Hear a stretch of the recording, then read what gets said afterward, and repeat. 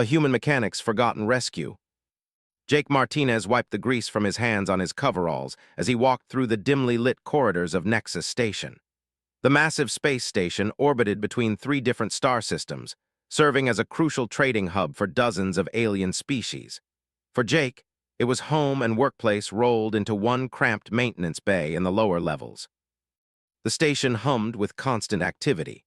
Cargo ships docked and departed every few hours, their exotic engines requiring repairs that only a handful of mechanics could handle. Jake had earned his reputation the hard way, spending 15 years learning the intricate differences between plasma drives, ion thrusters, and the temperamental biomechanical engines that the Hive preferred. Most aliens barely acknowledged his existence. To them, humans were just another species that had stumbled into galactic society a few decades ago. They were tolerated, sometimes useful, but hardly respected. The galaxy had been running just fine for thousands of years without human input, thank you very much. Jake didn't mind the attitude. He preferred working with machines anyway. Engines didn't judge you based on your species or make snide comments about your evolutionary status. They either ran or they didn't, and if they didn't, Jake could usually figure out why. The emergency alert that echoed through the station's communication system caught his attention. A ship had suffered critical engine failure just outside the station's gravity well. The pilot was requesting immediate assistance before life support failed completely. Jake glanced at his work schedule. He had 3 routine maintenance jobs lined up, nothing urgent. The emergency beacon suggested the stranded ship was small, probably a single-pilot craft. Most of the other mechanics would ignore it unless the pilot could prove they had credits to pay for repairs. Something about the desperate tone in the distress call made Jake grab his emergency repair kit. His supervisor, a 4-armed named Vex, looked up from his with obvious irritation. "Where do you think you're going, human? You have scheduled work." "Emergency rescue," Jake replied, shouldering his tool bag. "I'll finish the maintenance jobs when I get back." Vex's 4 eyes rolled in perfect synchronization. "Your species' obsession with helping random strangers will bankrupt this operation. That pilot probably can't even afford basic repairs." Jake ignored the comment and headed for the docking bay where his personal shuttle waited. The small craft wasn't much to look at, but Jake had modified its engines himself. It could reach places the station's larger rescue vessels couldn't access and had enough power to tow most civilian ships back to safety.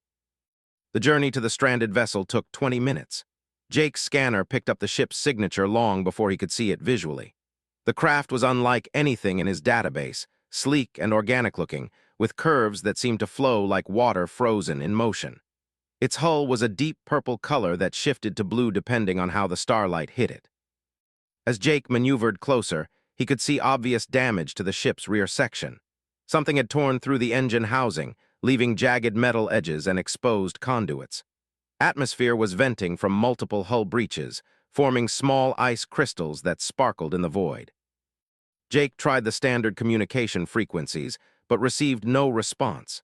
Either the pilot was unconscious or their communication system had been damaged in whatever accident had crippled the ship. Jake's shuttle had magnetic grapples strong enough to lock onto the damaged vessel, but he'd need to get inside to stabilize the situation. The airlock connection took several tries. The alien ship's docking port was smaller than standard, forcing Jake to use an emergency seal that might not hold for long.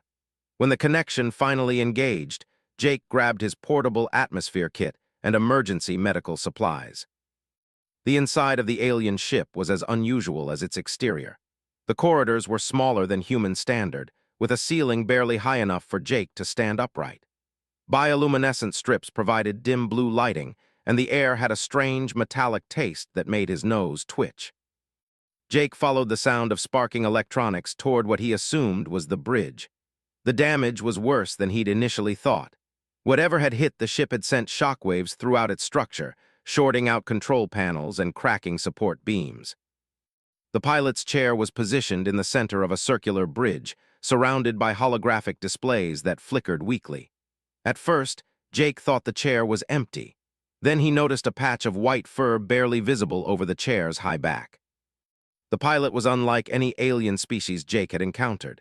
She appeared to be feline in nature, with a sleek body covered in pure white fur.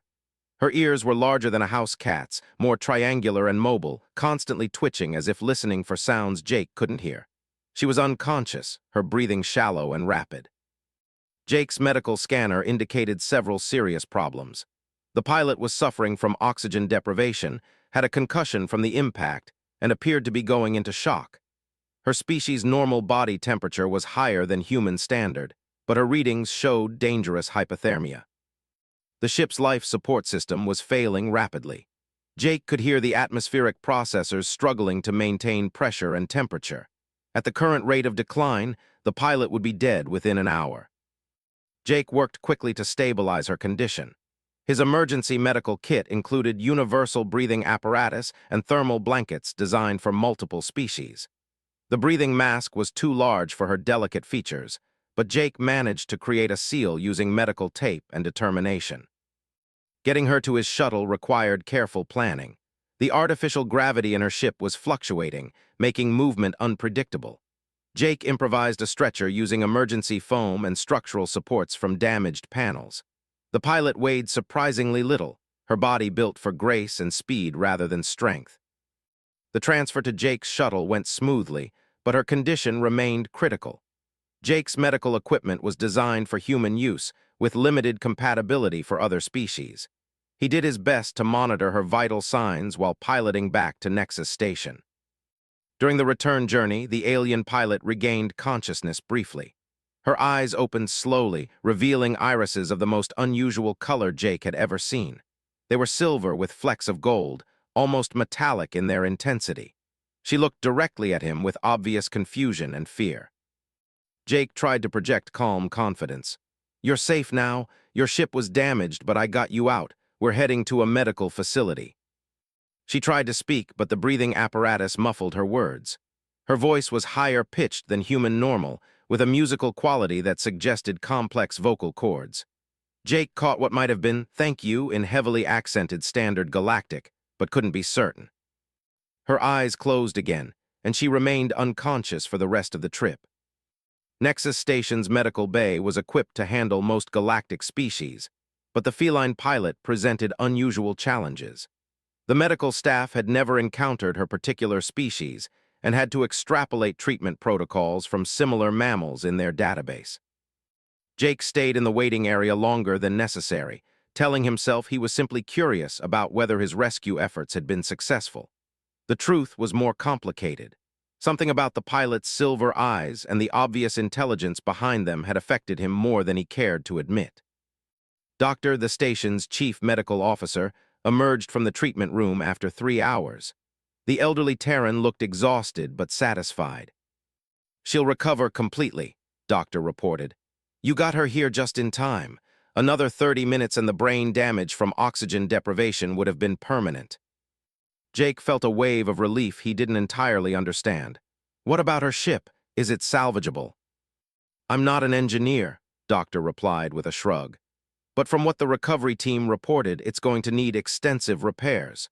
The pilot doesn't have any identification we can read, and her species isn't in our database.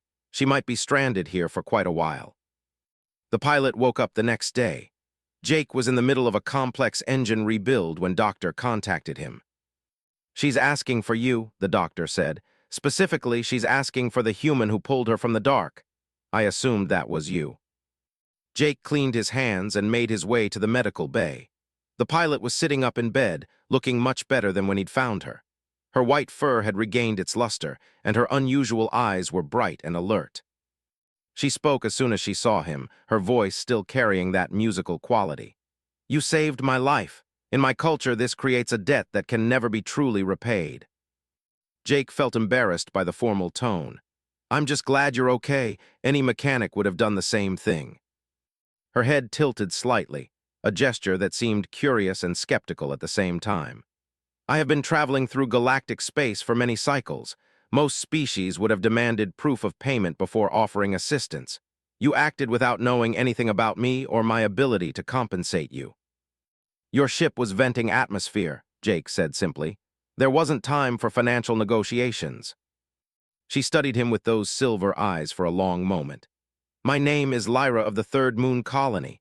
I am a deep space explorer and researcher. My people, though rarely interact with other species, but I have heard of humans. Your reputation for irrational acts of kindness appears to be accurate. Jake couldn't tell if that was meant as a compliment or criticism. I'm Jake Martinez. I'm a mechanic here on the station. What happened to your ship? Lyra's expression darkened. Pirates. 3 ships intercepted me near the Vega debris field. My vessel is fast, but they had numbers and better weapons. I managed to escape, but not before they damaged my engines. Pirates are getting bolder lately, Jake observed. The Trade Federation Navy can't patrol every system. These were not random raiders, Lyra said seriously. They knew my route and my ship's specifications. Someone provided them with detailed information about my mission. Jake felt a chill that had nothing to do with the medical bay's temperature. What kind of mission? Lyra hesitated, as if weighing how much to reveal. I was carrying research data that certain parties would prefer remain secret. Information about ancient ruins discovered in uncharted systems, ruins that predate all known galactic civilizations. The implications were staggering. Archaeological discoveries of that magnitude could rewrite galactic history and potentially shift the balance of power between species. Is the data safe? Jake asked. Lyra touched a small device attached to her collar, barely visible beneath her fur. The memory core is biologically linked to me.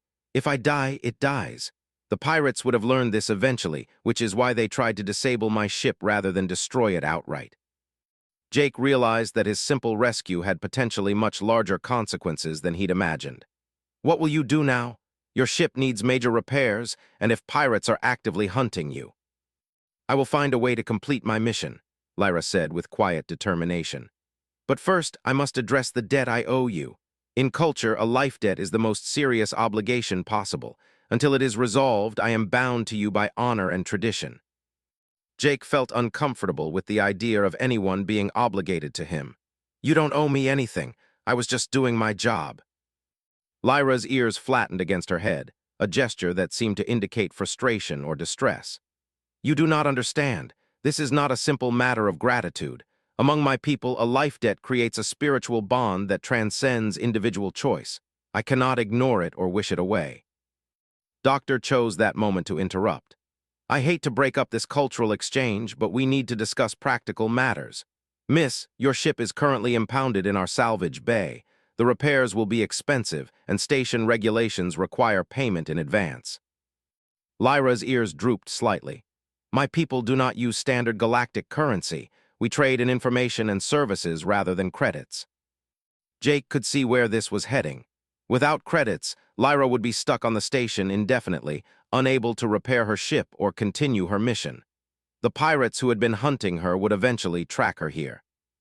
How much for the repairs? Jake asked Doctor.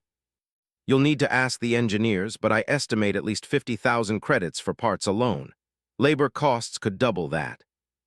Jake's entire savings account contained maybe 15,000 credits. There was no way he could afford to help her, even if he wanted to. Lyra seemed to read his thoughts.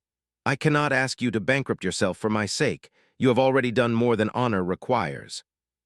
Jake spent that night staring at the ceiling of his small quarters, thinking about silver eyes and ancient secrets. Somewhere out there, pirates were probably still searching for Lyra.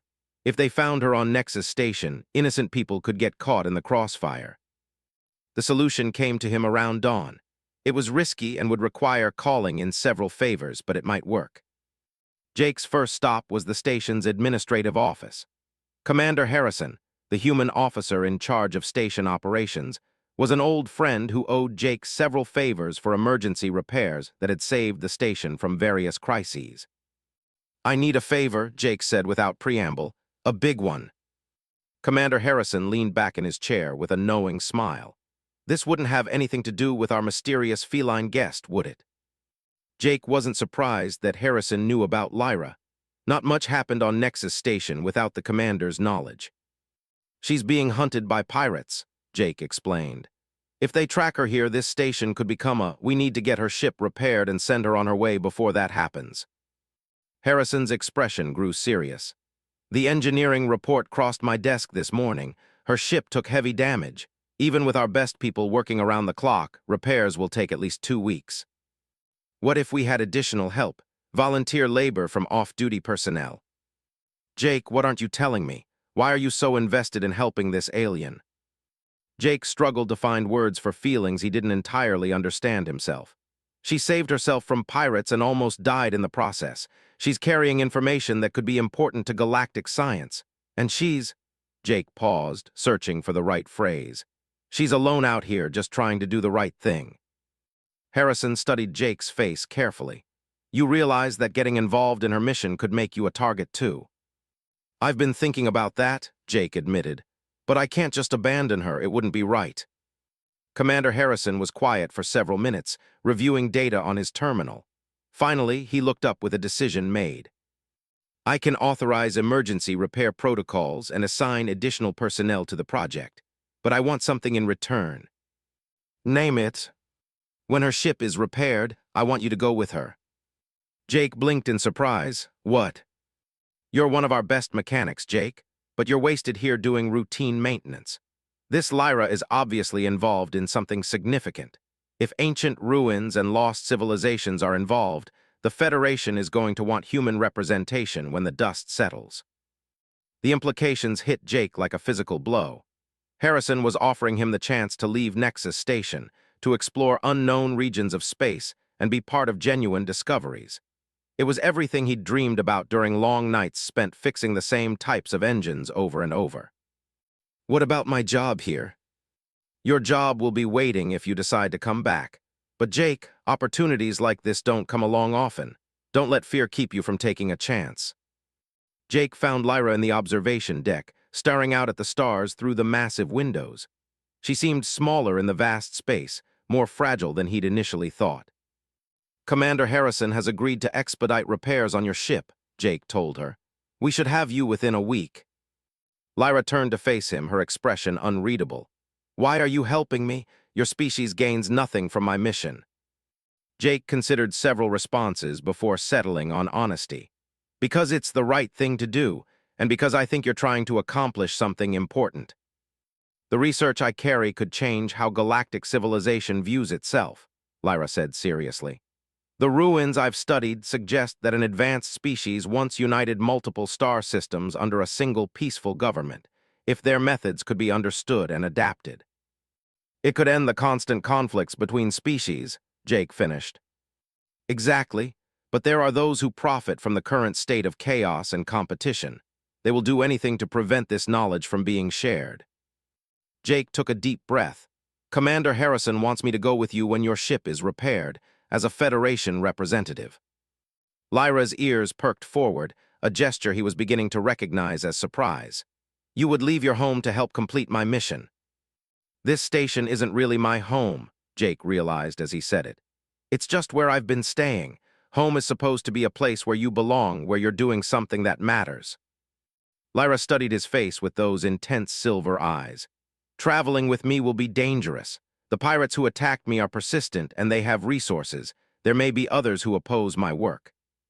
I've been fixing broken things my whole life, Jake replied. Maybe it's time I helped fix something that really matters. For the first time since he'd met her, Lyra smiled. The expression transformed her entire face, revealing warmth and intelligence that had been hidden behind her formal demeanor. In that case, Jake Martinez, I accept your offer of assistance. Together, perhaps we can succeed where I might have failed alone. As they stood together looking out at the stars, Jake felt the beginning of something he couldn't quite name. It was more than friendship, deeper than simple attraction, and more complex than either. It was the recognition of a kindred spirit, someone who understood the importance of doing what was right regardless of the cost. Outside the window, stars wheeled slowly in their ancient patterns, indifferent to the small dramas of mortal beings. But within the space station, two unlikely companions began planning a journey that would take them far from everything familiar, into dangers they could barely imagine, in pursuit of knowledge that might change the galaxy forever. The repairs to Lyra's ship progressed faster than anyone had expected. Jake worked 18-hour days alongside the station's engineering team, learning the intricacies of technology while adapting human and alien components to replace damaged systems. Lyra's ship was a marvel of bioengineering. Rather than relying purely on mechanical systems, her people had developed technology that grew and adapted like living organisms. The ship's computer core was actually a form of crystalline life that processed information through quantum-level biological processes. "Your people must be incredibly advanced to create something like this," Jake observed as he carefully installed a new power coupling. Lyra was working beside him, her smaller hands perfect for reaching tight spaces. "We are old, not necessarily advanced. My people have had many thousands of years to develop our technology slowly and carefully. We prefer to understand completely rather than innovate rapidly." "Is that why rarely interact with other species?" "Partially," Lyra admitted. "We have observed that rapid technological development often leads to social instability and conflict. Most younger species destroy themselves within a few centuries of achieving space flight." Jake paused in his work. "Humans have only had interstellar travel for about 40 years. "Yes," Lyra said quietly, "which is why most believe humans will not survive much longer as a galactic civilization." The blunt assessment stung, partly because Jake suspected it might be accurate. Human colonies were scattered across dozens of systems with no unified government or consistent policies. Wars between human factions were common, and their interactions with alien species were often marked by misunderstanding and conflict. "But you don't agree with that assessment?" Jake said, recognizing something in her tone. Lyra's ears twitched in what he was learning was an expression of uncertainty. "Your actions have made me question my people's assumptions. No would have risked themselves for a stranger without extensive deliberation and formal agreements.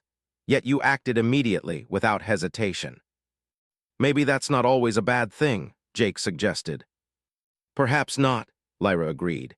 "Perhaps rapid action guided by instinct rather than analysis sometimes produces better results." Their conversation was interrupted by alarms echoing through the station. Jake's communicator crackled to life with Commander Harrison's voice. "All personnel to emergency stations. We have 3 unidentified ships approaching the station. They are not responding to hails and appear to be armed." Jake and Lyra looked at each other with the same thought. The pirates had found her. "How much longer until your ship is ready?" Jake asked urgently. Lyra's hands flew over the ship's biocontrols, activating systems and running diagnostics.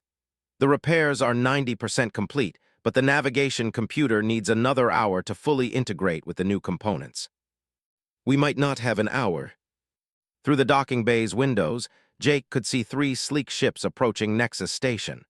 They moved with predatory grace, clearly designed for speed and combat rather than cargo or exploration. Commander Harrison's voice came through the comm system again. "The approaching ships have identified themselves as independent salvage operators. They claim to be responding to a distress beacon from a ship that docked here recently." Jake activated his communicator. "Commander, those aren't salvage operators. They're the pirates who attacked Lyra's ship." There was a pause before Harrison responded. "Understood. All defensive systems are now active. How soon can your friend's ship be ready to depart?" Lyra was still working frantically with her ship systems. 45 minutes minimum. The bioneural networks need time to stabilize after the repairs." Jake made a decision that would have seemed impossible a week earlier. "Commander, I need you to buy us that time, whatever it takes." "I'll do what I can, Jake, but this station isn't a military base, if they decide to attack." "They won't attack immediately," Lyra said, overhearing the conversation. "They need me alive to access the research data. They'll try negotiation first, then threats." As if summoned by her words, a new voice came over the station's communication system. The speaker had a harsh, guttural accent that Jake didn't recognize. "Nexus Station authorities, we know the ship Silver Wind is docked at your facility. We have a legitimate salvage claim on that vessel and its contents. Prepare to transfer custody immediately." Commander Harrison's response was diplomatically firm.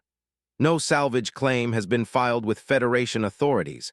Until proper documentation is provided, the ship and its pilot remain under station protection." "You have 1 hour to reconsider," the alien voice replied. "After that, we will be forced to exercise our rights under interstellar salvage law." The communication channel closed, leaving an ominous silence in the docking bay. "Interstellar salvage law," Jake muttered. "Is that actually a thing?" "It exists," Lyra confirmed grimly. but it requires proof that a ship was abandoned or that its crew is dead. Since I am obviously alive and present, their claim has no legal foundation. I don't think they're planning to rely on legal foundations. Lyra's ship, which she called Silver Wind, was beginning to show signs of returning to full function. Bioluminescent displays flickered to life throughout the cockpit, and Jake could hear the subtle humming of power systems cycling up to operational status. 30 minutes, Lyra announced. The navigation system should be fully integrated by then. Jake contacted Commander Harrison. We need 30 more minutes. Can you stall them? I'll try, but Jake, if shooting starts, you need to get out of here immediately. Don't wait for clearance or proper departure procedures. The next 25 minutes passed with agonizing slowness. Jake finished installing the last of the replacement components, while Lyra ran continuous diagnostics on her ship's complex systems. Every few minutes, the pirate ships transmitted increasingly threatening demands for Lyra's surrender. Commander Harrison played his role perfectly, insisting on proper documentation and threatening to contact Federation naval forces. The pirates clearly didn't want to attract official attention, which bought precious time but couldn't last forever. With 5 minutes remaining, the pirates' patience finally ran out. Jake heard the distinctive whine of energy weapons charging, followed by Commander Harrison's urgent voice. They're powering weapons. All personnel brace for potential hostile action. Lyra's ship responded to her touch like a living creature awakening. Systems that had been dormant or damaged for days suddenly hummed with full power. The artificial gravity stabilized, environmental controls reached optimal levels, and the navigation computer announced its readiness with a musical chime. We're ready, Lyra announced, but the docking clamps are still engaged. Jake ran for the docking bay control panel, his fingers flying over the manual release controls. The massive clamps that held Silver Wind in position retracted with mechanical precision, freeing the ship for departure. The first energy blast struck Nexus Station just as Jake reached Silver Wind's airlock. The station shook violently, emergency lighting activated, and Jake could hear the hiss of atmosphere being sucked into space somewhere nearby. Jake, Lyra's voice called from the cockpit. We have to leave now. Jake dove through the closing airlock as Lyra fired Silver Wind's engines. The ship accelerated smoothly away from the station, its biomechanical systems adapting automatically to the sudden motion. Through the rear, Jake watched the 3 pirate ships converge on Nexus Station. They weren't firing to destroy, but rather to disable communications and prevent pursuit. It was a professional operation, designed to minimize casualties while achieving their objective. They'll realize we've escaped within minutes, Lyra said grimly. How fast can this ship go? Much faster than anything they're flying, Lyra replied with the first genuine smile Jake had seen from her. Ships are built for exploration, which requires both speed and endurance. She touched a series of biocontrols, and Silver Wind surged forward with acceleration that pressed Jake deep into his seat. Stars outside began to shift and blur as the ship approached the threshold for faster-than-light travel. Where are we going? Jake asked. To complete my mission, Lyra replied, and to discover whether the ancient ruins hold answers that justify everything we've both sacrificed to get here. The ship's navigation computer chimed again, indicating readiness for hyperspace jump. Lyra looked at Jake one final time before engaging the drive. Are you certain about this path? Once we enter hyperspace, there will be no turning back. Jake thought about his comfortable routine on Nexus Station, his predictable work schedule, and his small but secure place in the galaxy's vast machinery. Then he thought about silver eyes and ancient mysteries, about doing something that truly mattered instead of just fixing the same problems over and over. I'm certain, he said. Lyra nodded and activated the hyperspace drive. Reality twisted around them as Silver Wind leaped across impossible distances in the space between heartbeats. When the stars stabilized again, they were racing toward a destination that existed only in star charts, carrying secrets that could reshape galactic civilization. Behind them, 3 pirate ships gave chase, but they were already too far behind to matter. Whatever lay ahead, Jake and Lyra would face it together, bound by circumstance and choice into a partnership that neither of them fully understood but both were willing to trust. The real journey was just beginning, the ancient discovery. 3 days into their journey through hyperspace, Jake was beginning to understand why preferred long periods of careful consideration before making important decisions. The Silver Wind was a marvel of biotechnology, but it was also profoundly alien in ways that challenged his every assumption about how spaceships should function. The ship didn't have traditional controls. Instead, Lyra interfaced with it through a complex series of touch-sensitive biopanels that responded to both physical contact and her bioelectric field. The ship's computer wasn't programmed so much as trained, like a highly intelligent animal that had learned to anticipate its owner's needs. "How do you maintain something like this?" Jake asked, watching Lyra guide the ship through a series of minor course corrections with gestures that looked more like dance than piloting. "Maintenance is a human concept," Lyra explained. "This ship grows and heals itself. When components become damaged or worn out, they are reabsorbed and replaced by new growth. The ship is not built so much as cultivated." Jake studied the curved surfaces around him, noting the way they seemed to pulse gently with their own rhythm. Now that he knew what to look for, he could see the organic nature of everything around him. What he had initially taken for decorative patterns were actually growth rings, similar to those found in Earth trees. "How old is this ship?" "She is approaching her first century," Lyra said with obvious affection. "Still quite young by standards. My grandmother's ship lived for over 300 years before choosing to return to the breeding pools." The casual mention of the ship having a choice in its own fate struck Jake as fundamentally different from human engineering philosophy. Human machines were tools, created to serve specific functions until they broke down or became obsolete. Technology seemed to exist in partnership with its creators rather than simple servitude. What happens when a ship gets old? Eventually, they begin to long for union with others of their kind. The biological drive to reproduce becomes stronger than the desire to explore. When that happens, we help them return to the shipyards where they can contribute their accumulated experience to new generations. Jake was quiet for several minutes, processing the implications. Human technology was disposable, designed for planned obsolescence. Technology was treated as a form of life with its own needs and desires. The philosophical difference was staggering. "Is that why your people rarely share technology with other species?" Jake asked. "Because they treat it like property instead of partners." Lyra's ears twitched with approval. "You understand quickly. Most species see our ships and want to know how to build them. They cannot comprehend that our ships cannot be built in the traditional sense, only grown. And they certainly cannot accept that the ships themselves have opinions about how they should be used." The ship's navigation system chimed with a melodious tone that indicated they were approaching their destination. Lyra moved to the control area and began the complex process of dropping out of hyperspace. "Where exactly are we going?" Jake asked. "The 442 system," Lyra replied. "Specifically the fourth planet. Ancient texts reference it as the first haven, though no one in living memory has visited it." As Silver Wind transitioned back to normal space, Jake got his first look at the system they had traveled so far to reach. 442 was an ancient red dwarf star, smaller and cooler than Earth's sun. 4 planets orbited it in perfect mathematical harmony, their positions creating geometric patterns that seemed too precise to be natural. The fourth planet dominated the main as they approached. It was roughly Earth-sized, with a thin atmosphere and surface features that looked artificial even from orbital distance. Vast geometric patterns covered entire continents, while perfectly circular lakes dotted the landscape like jewels.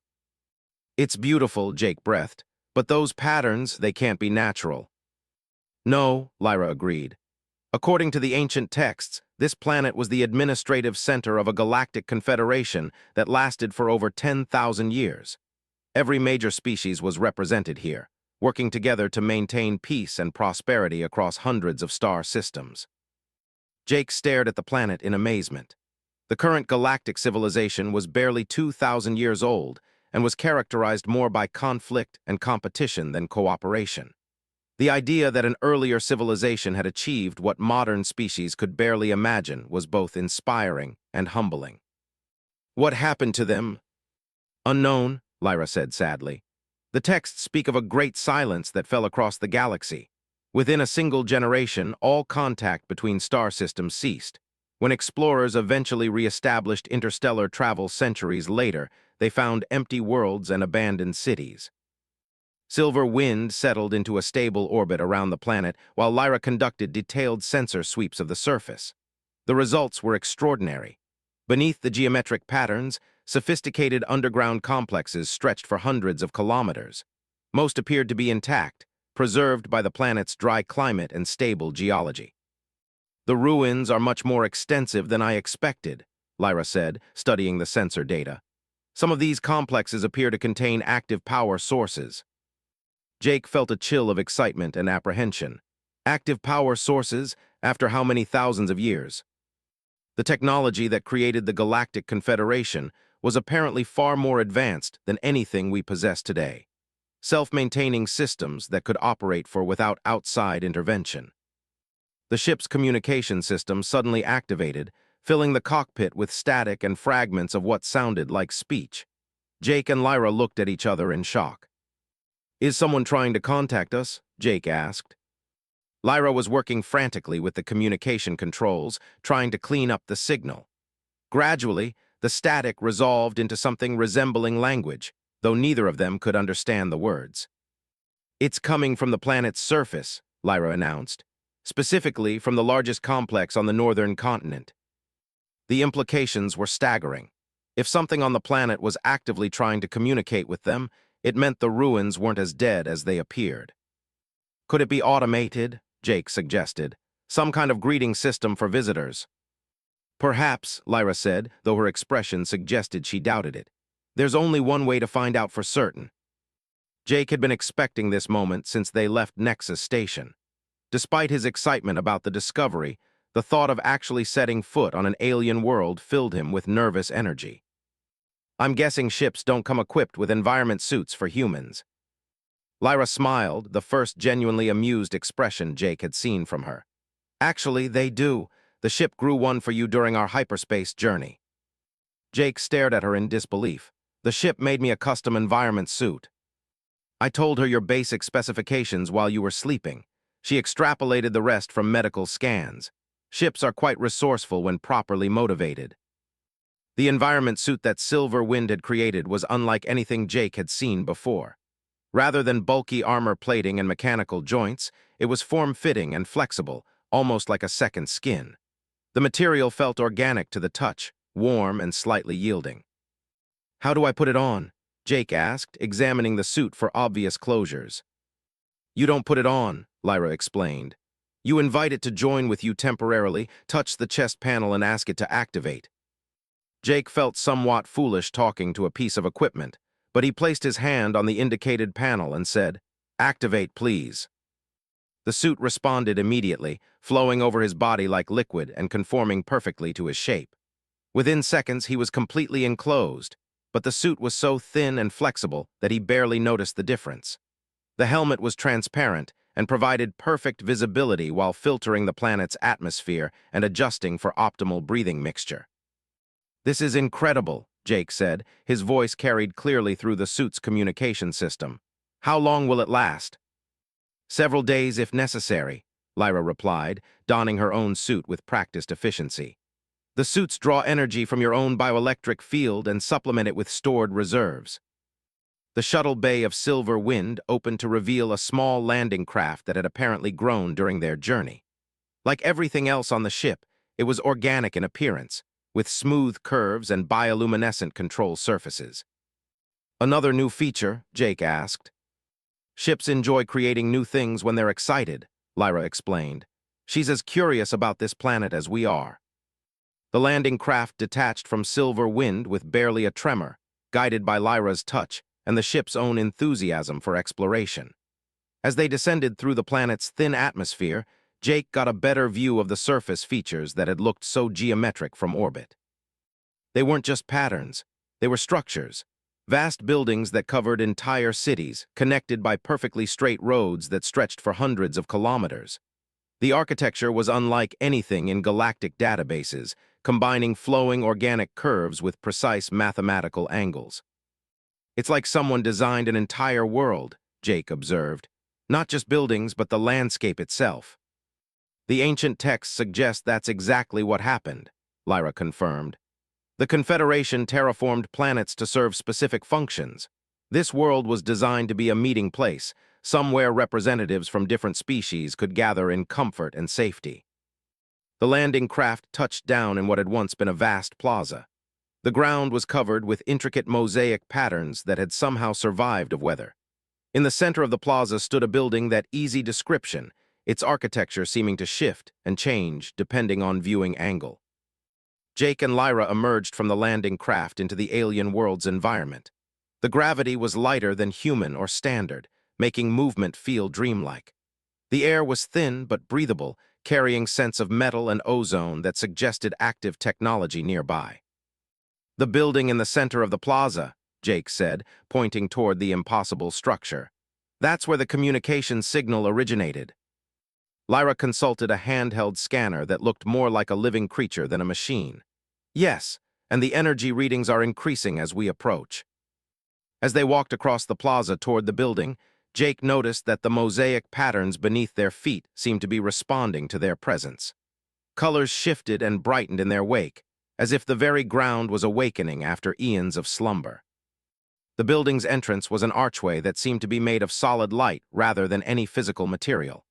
As they approached, symbols appeared in the air above the entrance, shifting through what appeared to be dozens of different written languages. It's trying to find a language we can understand, Lyra realized. Look, those symbols are ancient script. The symbols stabilized into text that Jake couldn't read but Lyra could translate. Welcome, children of the stars. Enter and learn what was lost. Jake felt a mixture of excitement and apprehension as they stepped through the light archway.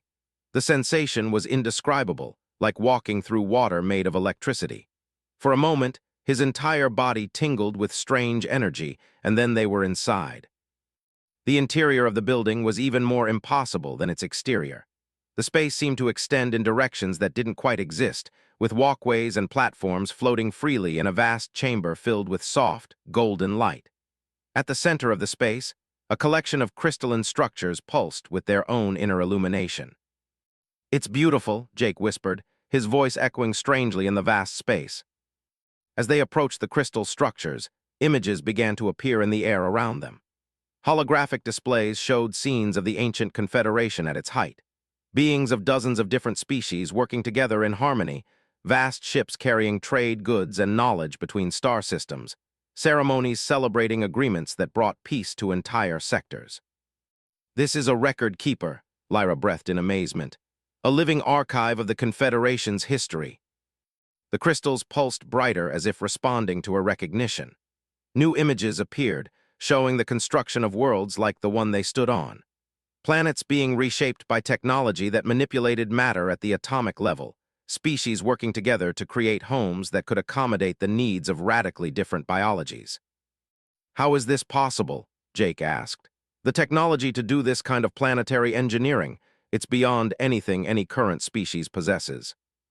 One of the crystals detached itself from the central cluster and floated toward them.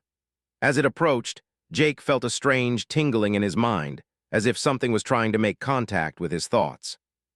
"Don't resist it," Lyra advised, her own eyes unfocused as she experienced the same sensation. "It's trying to share information directly." The moment Jake stopped fighting the mental intrusion, his consciousness exploded with new knowledge. He saw the Confederation not as distant history, but as living memory.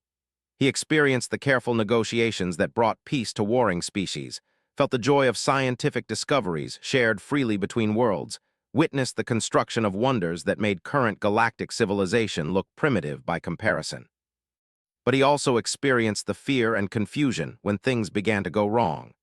The crystals shared the memory of the final days, when communication between star systems started to fail and the careful unity of the Confederation began to crumble. It wasn't a war that destroyed them, Jake realized, as the visions faded and his normal awareness returned. It was a choice. Lyra nodded, her silver eyes bright with unshed tears. The Confederation disbanded voluntarily. They realized that their level of technological development was leading them toward transcendence, toward becoming something beyond physical existence. The crystals projected new images, showing the final ceremonies where species representatives said their farewells to physical existence. Some chose to upload their consciousness into vast computer networks, becoming beings of pure information. Others chose to seed new worlds with versions of themselves, starting the cycle of evolution over again with the hope that future generations would learn from their example. They left all of this as a guide, Jake said, understanding flooding through him. Not just the technology, but the knowledge of how to use it responsibly. The central crystal cluster pulsed again, and suddenly Jake could hear voices in his mind. Not words, but pure communication that transcended language barriers. The archive was offering them a choice. They could take copies of the Confederation's knowledge and return to current galactic civilization, or they could remain and become guardians of the archive themselves. "What do you think?" Lyra asked, though Jake suspected she already knew her answer. Jake looked around the vast chamber, thinking about the implications of what they had discovered. The knowledge contained here could revolutionize galactic civilization, potentially bringing about a new age of peace and cooperation. But it could also be misused by those who prioritized power over wisdom. The Confederation faced the same choice we're facing now, Jake said slowly.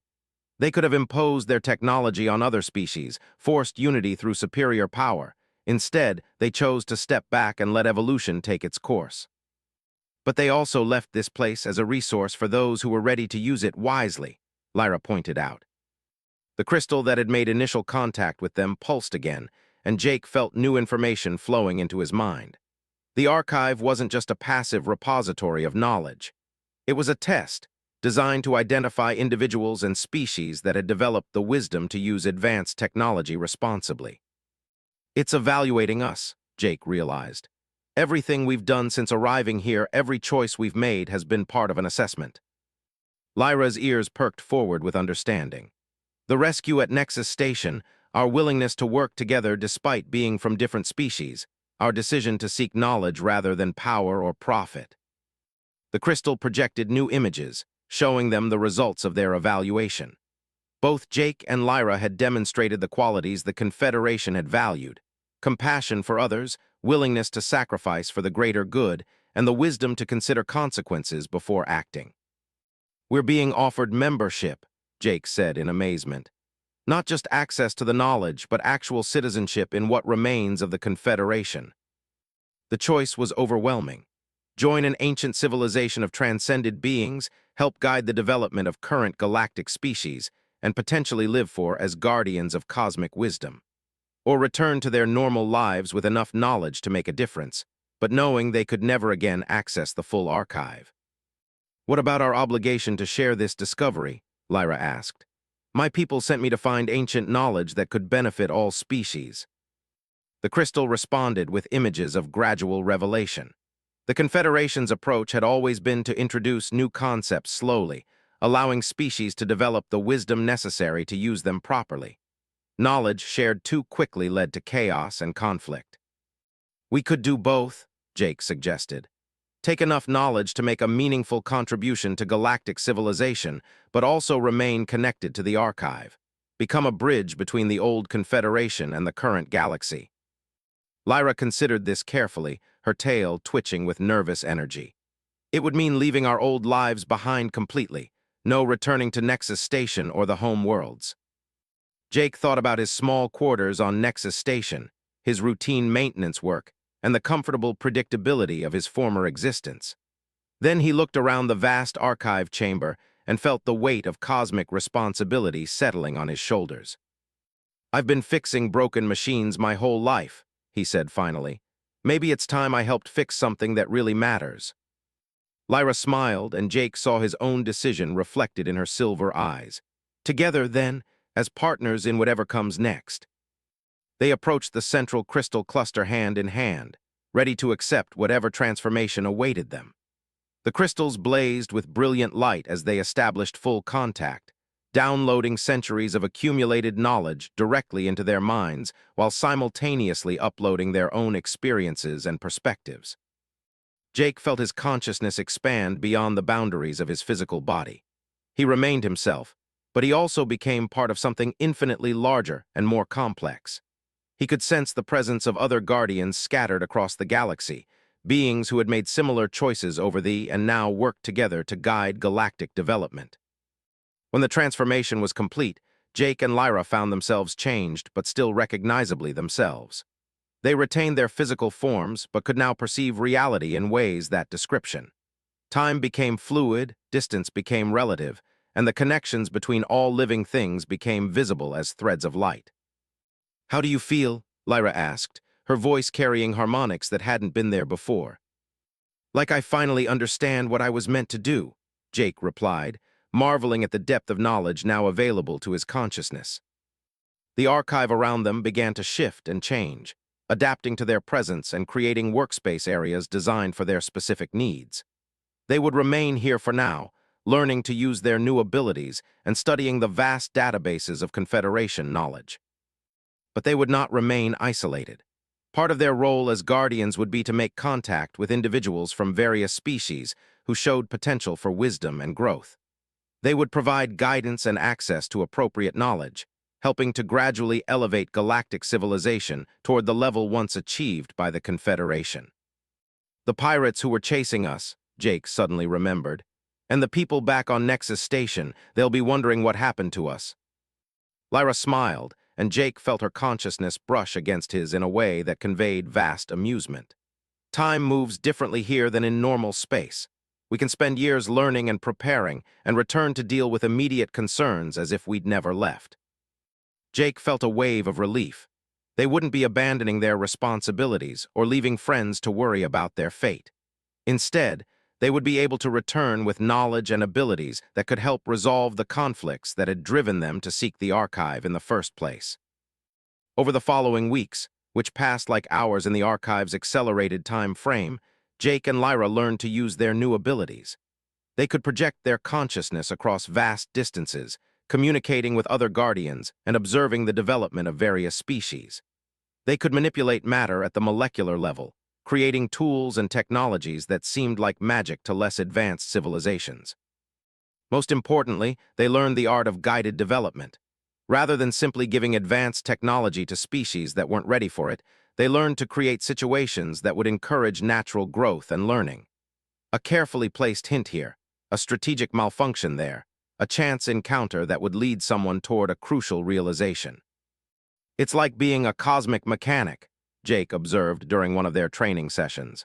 "Instead of fixing broken machines, we're helping to fix broken systems and broken relationships between species." Lyra nodded, her understanding of her new role growing daily. "And like any good repair work, the goal is to make the system stronger and more resilient than it was before." As their training neared completion, Jake and Lyra began to discuss their first mission as guardians. The pirate threat that had driven them to seek the archive was still active, and the conflict between species over ancient knowledge continued to destabilize several sectors. "We have the tools now to address both the immediate crisis and the underlying problems," Lyra said. "But we'll need to be subtle. Too much change too quickly will create more instability." Jake smiled, feeling the weight of cosmic responsibility balanced by the joy of finally having meaningful work to do. "I think I know exactly where to start." They began to make preparations for their return to normal space, carrying with them knowledge that could reshape galactic civilization and abilities that would let them guide that reshaping responsibly. The archive would remain their base of operations, but their real work lay among the stars, helping various species learn to work together as the ancient Confederation once had. The galaxy was about to change, though most of its inhabitants wouldn't realize it for generations to come. Two unlikely guardians, a human mechanic and an explorer, would work quietly behind the scenes to repair the broken systems that kept species apart and conflicted. It was, Jake thought with deep satisfaction, the most important repair job of his life, the return and revelation. 6 months had passed in the archive's accelerated time frame when Jake and Lyra finally felt ready to return to normal space. Their abilities as guardians had developed to the point where they could influence events across entire star systems, but more importantly, they had learned the patience and wisdom necessary to use such power responsibly. The Silver Wind had remained in orbit around the archive planet, but the ship had its own transformation during their absence. Exposure to the Confederation's technology had accelerated its evolution, and Jake barely recognized the vessel when they returned to it. "She's grown," Lyra observed with obvious pride, running her hand along surfaces that now pulsed with complex patterns of bioluminescence. The ship had doubled in size and developed new capabilities that bordered on the miraculous. It could now travel through dimensions that didn't quite exist in normal space, making journeys that would have taken weeks in hyperspace possible in mere hours. More importantly, it had developed its own connection to the archive, becoming a mobile extension of the Confederation's knowledge network. "How much has changed in the outside galaxy while we were training?" Jake asked as they settled into the ship's transformed control center. Lyra consulted the ship's expanded sensor array, which now monitored not just physical space, but the quantum information flows that connected all conscious beings. "The immediate situation around Nexus Station has escalated. The pirates we escaped from have joined with several other criminal organizations to form a coalition. They're systematically raiding archaeological sites, looking for Confederation technology." Jake felt a surge of concern for the people he'd left behind. What about Commander Harrison and the station crew? "Safe for now," Lyra assured him, "but under increasing pressure. The pirate coalition has established a blockade around several systems, demanding tribute from merchant ships and threatening to attack any installation that harbors archaeological criminals." The irony wasn't lost on Jake. By rescuing Lyra and helping her reach the archive, he had inadvertently triggered a conflict that was affecting innocent people across multiple star systems. "We need to fix this," Jake said firmly. "Agreed," Lyra replied. "But we must be careful how we intervene. Direct action would reveal our new capabilities and potentially create an even larger conflict." They spent several hours developing a plan that would address both the immediate crisis and the underlying problems that allowed such conflicts to flourish. The Confederation's archives contained detailed analyses of similar situations throughout galactic history, providing proven strategies for conflict resolution. Their first destination was Nexus Station itself. Jake wanted to ensure his friends were safe and gather intelligence about the current situation. The Silver Wind's new dimensional travel capabilities made the journey almost instantaneous, though they materialized in normal space several light hours away from the station to avoid detection. What they found was worse than Jake had expected. Nexus Station was indeed under blockade, with 3 heavily armed ships maintaining positions that prevented normal traffic from approaching. The station's communication arrays had been damaged, cutting off contact with Federation authorities. "Those aren't the same ships that chased us," Jake observed, studying the sensor readings. "No," Lyra confirmed. "These are military-grade vessels with upgraded weapon systems. The pirate coalition has been busy recruiting and expanding their capabilities." Jake felt anger building in his chest, but his Guardian training helped him channel that emotion into purposeful determination. Time to start fixing things.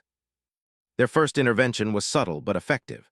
Jake used his new abilities to create microscopic flaws in the blockade ship's weapon systems, flaws that would cause spectacular but non-lethal failures if the weapons were actually fired. Meanwhile, Lyra established quantum communication links with Nexus Station's command center, allowing Commander Harrison to contact Federation naval forces despite the damaged communication arrays. "Federation Navy Task Force 7, this is Nexus Station Actual," Harrison's voice crackled through subspace. "We are under siege by hostile forces and require immediate assistance." The response came quickly. "Nexus Station, this is Admiral aboard the Federation cruiser Prometheus. We are en route to your position with a full battle group. Estimated arrival in 6 hours." The pirates intercepted the communication, as Jake had intended. Faced with the prospect of engaging a Federation battle group, the blockade ships began to withdraw, but Jake wasn't finished with them yet. As the pirate ships retreated, Jake used the Silver Wind's advanced capabilities to plant tracking devices on each vessel. Not physical devices, but quantum markers that would allow him and Lyra to monitor the pirates' movements and communications indefinitely. "Phase 1 complete," Jake announced. "Nexus Station is safe, and we now have intelligence sources inside the pirate coalition." "Impressive work," Lyra said with approval. "But this was the easy part. The real challenge will be addressing the conditions that allowed this coalition to form in the first place." Over the following weeks, Jake and Lyra worked systematically to undermine the pirate coalition's operations. They didn't attack directly or reveal their presence. Instead, they created situations that forced the pirates to question their alliance and their methods. A carefully timed system failure caused one pirate ship to accidentally broadcast its location to Federation patrol vessels. A subtle modification to another ship's navigation computer led it to a system where a powerful alien defense force was conducting military exercises. Small acts of sabotage and misdirection gradually eroded the coalition's effectiveness and morale. But Jake and Lyra's real focus was on the root causes of the conflict. The pirates were motivated by more than simple greed. They were desperately searching for Confederation technology because several major galactic powers had begun an arms race, each seeking ancient weapons that would give them dominance over their rivals. The hegemony is mobilizing entire fleets to secure archaeological sites, Lyra reported during one of their strategy sessions. The Federation is responding by increasing its own exploration efforts, and the Independent Systems Alliance is hiring mercenary groups to raid sites before either of the major powers can claim them. Jake studied the data streams flowing through their connection to the archive. The patterns were depressingly familiar. Throughout galactic history, the discovery of advanced technology had repeatedly triggered arms races that led to devastating wars. The Confederation faced this same problem, Jake observed. Advanced technology falling into the hands of species that weren't ready for it. Yes, Lyra agreed. Their solution was to remove themselves from the equation entirely, but that just delayed the problem rather than solving it. Jake felt the weight of their responsibility settling on his shoulders. As Guardians, they had access to technology that could end the current arms race instantly, but using it directly would only create a new form of the same problem. "We need to change the game entirely," Jake said slowly. "Instead of competing for ancient technology, the galactic powers need to understand that cooperation is the only path to real advancement." Their opportunity came when the arms race nearly triggered an actual war. Federation and hegemony fleets faced off in the system, both claiming exclusive rights to explore a newly discovered Confederation site. Tensions were escalating rapidly toward open hostilities when Jake and Lyra intervened. But instead of preventing the confrontation, they escalated it. Using their quantum communication abilities, they began broadcasting detailed information about the Confederation site to every major power simultaneously. Not just location data, but actual images of the technology contained within. The revelation that the site contained weapons capable of destroying entire star systems sent shock waves through galactic civilization. "Are you sure this will work?" Lyra asked as they watched military commanders across dozens of species begin emergency planning sessions. "The Confederation archives show that sometimes you have to let people see the abyss before they'll step back from it," Jake replied. "Every species represented in current galactic civilization went through this same crisis at some point in their development." The effect was exactly what Jake had hoped for. Faced with the prospect of weapons that could destroy civilizations, the various galactic powers began to seriously consider the consequences of their arms race. Emergency diplomatic sessions were convened, and for the first time in decades, major species began discussing mutual cooperation instead of competitive advantage. But the crisis also attracted unwanted attention. The archive's quantum monitoring systems detected several entities that existed outside normal space-time, beings that the Confederation had apparently sealed away eons ago. "We may have triggered something worse than an arms race," Lyra warned, studying the sensor data with growing alarm. Jake felt a chill as he recognized the patterns in the data. These weren't physical beings, but entities of pure malevolent intent, creatures that fed on conflict and chaos. The Confederation hadn't just transcended physical existence to pursue higher knowledge. They had also been fleeing from enemies that threatened all of reality. "The Devourers," Jake whispered, accessing memories from the archive that he hadn't known he possessed. The Confederation didn't just archive their knowledge to help future generations. They were trying to preserve civilization itself. The situation became critical when the entities began influencing susceptible individuals across the galaxy. Military commanders who had been negotiating peace settlements suddenly began issuing ultimatums. Peaceful species started mobilizing for war. The careful diplomatic progress that had been made over the previous weeks began to unravel with frightening speed. "We have to act directly," Lyra said urgently. "These entities will manipulate galactic civilization into destroying itself if we don't intervene." Jake felt the temptation to reveal their true capabilities and impose peace through superior power. It would be easy to disable every weapon in the galaxy, to force the various species to cooperate whether they wanted to or not. But that path led to the same destiny that had driven the Confederation into transcendence. "No," Jake said firmly. "We stick to the Guardian principles. We guide and influence, but we don't control." Instead of imposing solutions, Jake and Lyra began sharing carefully selected information about the Devourers with key individuals across galactic civilization. Not enough to cause panic, but sufficient to help people understand that there were threats far worse than anything their fellow species represented. They also began teaching defensive techniques, subtle mental exercises that could protect against the entity's influence. The techniques were disguised as meditation practices, stress management tools, and philosophical frameworks. People who used them found themselves more resistant to manipulation and more capable of seeing past their immediate fears and prejudices. The turning point came when Admiral of the Federation Navy encountered Captain of the Hegemony Fleet during a joint archaeological expedition. Both commanders had been among the first to learn and practice the mental defensive techniques, making them immune to the Devourer's manipulation. Instead of fighting over access to the Confederation site, they began comparing notes about their experiences. Both had noticed unusual patterns in their crew's behavior, sudden surges of aggression and paranoia that didn't match normal stress responses. Working together, they identified and isolated several crew members who had been most heavily influenced by the entities. "Cooperation between former enemies," Lyra observed with satisfaction. "The defensive techniques are working exactly as the Confederation intended." The alliance between Admiral and Captain became a model for other species. News of their successful collaboration spread quickly through galactic communication networks, inspiring similar partnerships in other systems. The arms race gradually transformed into a cooperative effort to understand and defend against the Devourer threat. But Jake and Lyra's most important work was still ahead of them. The Confederation archives contained detailed plans for permanently neutralizing the Devourers, but implementing those plans would require cooperation on a scale that galactic civilization had never achieved. "We need a new confederation," Jake realized during one of their planning sessions. "Not just a military alliance, but a genuine partnership between species dedicated to mutual advancement and protection."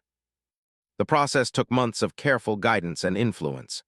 Jake and Lyra worked behind the scenes to bring together the most capable and trustworthy leaders from dozens of species. They provided information, created opportunities for meaningful contact, and gradually helped these individuals understand the scope of both the threat they faced and the opportunity they had to transcend it. The first Galactic Assembly convened in the 442 system, on the same planet where Jake and Lyra had discovered the archive. Representatives from every major species and hundreds of minor ones gathered to discuss the formation of a new confederation based on the principles preserved in the ancient records. Jake and Lyra attended the assembly in their original forms, presenting themselves as researchers who had discovered Confederation knowledge rather than revealing their true nature as guardians. They provided just enough information to guide the discussions while allowing the assembled representatives to reach their own conclusions. The debates were intense and often heated. Species that had been enemies for centuries struggled to trust each other. Different philosophical approaches to governance and development created seemingly irreconcilable conflicts. Several times, the assembly appeared ready to collapse into faction warfare. But gradually, the shared threat of the Devourers and the promise of Confederation knowledge created common ground. Species that had never agreed on anything found themselves working together to develop defensive strategies. Leaders who had spent their careers preparing for war began planning joint exploration missions. The breakthrough came when Ambassador of the Stellar Republic proposed a revolutionary approach to galactic governance. Instead of trying to create a single unified government, the new confederation would be a network of autonomous regions that could choose their own internal policies while cooperating on mutual defense and scientific advancement. Each species maintains its independence and cultural identity, Ambassador explained. But we share information, coordinate responses to external threats, and pool resources for projects too large for any single species to undertake. The proposal was elegant in its simplicity. It addressed the concerns of species that feared cultural assimilation while providing the benefits of large-scale cooperation. Within hours of its presentation, delegations were working together to refine the details and establish implementation timelines. Jake felt a deep sense of satisfaction as he watched former enemies shake hands and begin planning joint ventures. This was exactly what the Confederation had hoped to achieve when they established the archive. Not imposed peace, but chosen cooperation. "It's working," Lyra whispered to him during a break in the proceedings. "They're actually going to do it." The new Galactic Confederation was formally established 3 days later, with its charter signed by representatives of over 200 species. The document established principles of mutual respect, shared defense, and collaborative advancement that echoed the best aspects of the ancient Confederation while adapting to the realities of current galactic civilization. Jake and Lyra watched the signing ceremony with mixed emotions. Their mission as public representatives was complete, but their real work as guardians was just beginning. The new Confederation would need guidance and protection as it developed, and there would always be threats like the Devourers that required constant vigilance. "What happens now?" Lyra asked as they prepared to return to the archive. Jake looked out at the stars, thinking about all the worlds and species that would benefit from the Confederation's work. "Now we do what we've always done. We fix things that are broken. We just do it on a slightly larger scale." The silver wind carried them back to the archive planet, where they would resume their roles as guardians of Confederation knowledge. They had successfully prevented a galactic war, neutralized the Devourer threat, and helped establish a new era of cooperation between species. But as any good mechanic knew, maintenance was an ongoing process. There would always be new problems to solve, new conflicts to resolve, new threats to address. And Jake and Lyra would be ready for all of them, working quietly behind the scenes to keep the machinery of galactic civilization running smoothly. Years later, when historians tried to identify the key figures who had prevented the Great Galactic War and established the new Confederation, they would find remarkably little information about Jake Martinez and Lyra. Official records mentioned them as archaeological researchers who had made important discoveries, but their true role in shaping galactic events remained hidden. Jake preferred it that way. He had never wanted fame or recognition. He had only wanted to do meaningful work, to fix things that mattered, to make a difference in the galaxy. As a guardian of Confederation knowledge, he had achieved all of those goals beyond his wildest dreams. And somewhere in the quantum depths of the archive, the consciousness of the original Confederation members watched with approval as their successors carried on their work. The galaxy was in good hands, protected by guardians who understood that the greatest power was knowing when not to use it. The silver wind settled into its docking bay within the archive, ready for whatever mission would come next. Jake and Lyra had become something more than they had ever imagined, but at their core, they remained what they had always been: two beings committed to helping others and making the galaxy a better place for all who lived in it. The rescue of an albino that had begun in the corridors of Nexus Station had evolved into something that would shape the destiny of galactic civilization for to come. And it had all started with a simple human mechanic who believed that helping others was always the right thing to do, regardless of the personal cost. In the end, that belief had proven strong enough to change the galaxy itself.